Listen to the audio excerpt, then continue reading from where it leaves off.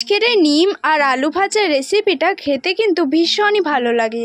যারা তেতো খেতে চায় না তাদেরকে যদি এইভাবে রান্না করে দেওয়া যায় তাহলে তারা চেটেপুটে খাবে আর নিমেষের মধ্যে তারা এক থালা ভাত শেষ করে দেবে। তো চলো দেখে নেওয়া যাক আজকের এই মজাদার রেসিপিটার জন্য আমি এরকম ছোট সাইজের আলু নিয়েছি। বাজারে আমি এই ছোট সাইজের আলুগুলো পেয়েছিলাম, তোমরা চাইলে বড় আলুগুলোও নিতে পারো। যেহেতু ছোট আলু আর এগুলোর খোসা নরম, সেই কারণে আমি কিন্তু এর খোসাটা তুলে দিলাম না। তোমরা চাইলে খোসাটা তুলে দিতে পারো। আর আমি আলুগুলো কেটে সঙ্গে সঙ্গে জলে দিয়ে দিচ্ছি, না হলে আলুগুলো কিন্তু কালো পড়ে যেতে পারে। আর আলুগুলো একটু মোটা মোটা সাইজ করেই কাটছি। এইভাবেই কিন্তু আমি সবগুলো আলু কেটে নেব। আর আজকের এই নিম আলুর রেসিপিটা তৈরি করার জন্য আমি একটু বেশি পরিমাণে আলু নিলাম। এখন আমি আলুগুলোকে খুব ভালোভাবে জলের মধ্যে ধুয়ে পরিষ্কার করে নেব। 2 থেকে 3 বার জল পাল্টে পাল্টে এগুলোকে ধুয়ে নিতে হবে, কারণ তোমরা সবাই জানো যে আলুতে অনেক নোংরা থাকে। সেই কারণে 2 থেকে 3 বার এটাকে জল পাল্টে ধুয়ে নিতে হবে। তো এইরকম অনেক বাচ্চা আছে যারা তেতো খেতে চায় না, তোমরা একবার অবশ্যই এইভাবে ট্রাই করবে। এখন একটা কড়াই নিয়ে নিয়েছি, তার মধ্যে অল্প পরিমাণ জল দিয়ে দিচ্ছি স্বাদ মতো লবণ আর হাফ চামচের একটু বেশি হলুদের গুঁড়ো।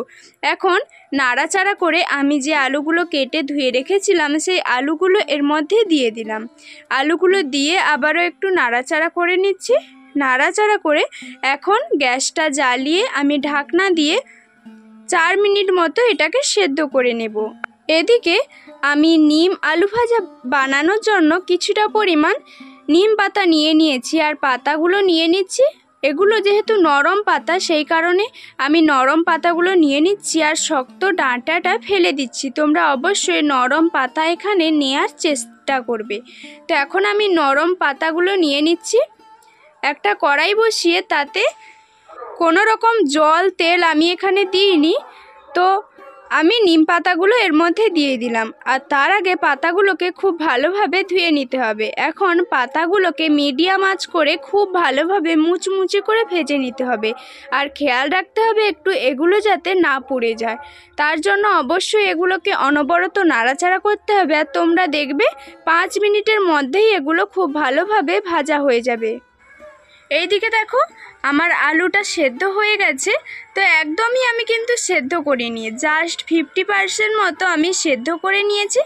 এখন জল ঝরানোর জন্য এরকম একটা ঝুড়িতে আমি আলুগুলোকে নামিয়ে নিলাম।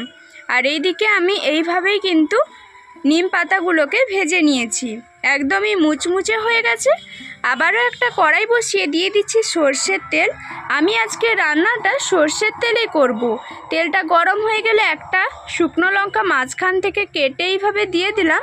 তাহলে কি হয়, এগুলো ঠিকরে আসার কোনো ভয় থাকে না। হাফ চামচ মতো 5 ফোড়ন দিয়ে দিলাম, দিয়ে একটু নাড়াচাড়া করে ভেজে নেব। একদমই কিন্তু লাল লাল করে ভাজবো না, হালকা ভেজে নেওয়ার পর এখানে সেদ্ধ করে রাখা আলুগুলো দিয়ে দিলাম। আলুগুলো দিয়ে আমি এখন নাড়াচাড়া করে নিচ্ছি। এখন এইগুলোকে নাড়াচাড়া করে ভেজে নেব। আর এইভাবে কড়ার চারিদিকে মিলিয়ে দিয়েছি। আর এইদিকে আমার কিন্তু এই নিম পাতাগুলো ভাজা হয়ে গেছে আর একদমই মুচমুচে করে ভেজেছি। আমি তোমাদের বলেছিলাম 3 থেকে 4 মিনিটের মধ্যে এগুলোই ভাজা হয়ে গেছে। আর এইভাবে হাত দিয়ে ভেঙে দিচ্ছি। তো বন্ধুরা, তোমরা যদি আজকের এই ভিডিওটা ফেসবুক পেজ থেকে দেখো, অবশ্যই পুতুল ফ্যামিলির পেজটাকে ফলো করে লাইক কমেন্ট করে পাশে থাকবে। ইউটিউব থেকে দেখলে আজকের ভিডিওটা যদি তোমাদের ভালো লাগে অবশ্যই একটা লাইক করবে আর কমেন্টের মাধ্যমে জানাবে তোমাদের ভিডিওটা কেমন লেগেছে। তো এইভাবেই কিন্তু আমি হাতের সাহায্যে নিম পাতাগুলোকে ভেঙে নিচ্ছি, একদমই টুকরো টুকরো করে ভেঙে নেব। তোমরা চাইলে মিক্সিতেও এটা পেস্ট করে নিতে পারো। তো এখন আমি এইভাবে আলুগুলো এদিকে ভেজে নিচ্ছি। আর মাঝে মধ্যে নাড়াচাড়া করলে কি হয়, এটা নিচ থেকে পুড়ে যাওয়ার ভয় থাকে না, তাই এইভাবে নাড়াচাড়া করে নিচ্ছি। এখন এর মধ্যে দিয়ে দিচ্ছি হাফ চামচ মতো হলুদের গুঁড়ো। হাফ চামচ মতো হলুদের গুঁড়ো দিয়ে আবারও নাড়াচাড়া করে নিচ্ছি। তো তোমরা যদি এখানে ঝাল খেতে পছন্দ করো তাহলে লঙ্কার গুঁড়োও দিতে পারো। তো যখন নিরামিষ হবে বাড়িতে সেদিনও কিন্তু তোমরা এইভাবে ট্রাই করতে পারো। একটা পদেই কিন্তু এক থালা ভাত বাজিমাত হয়ে যাবে।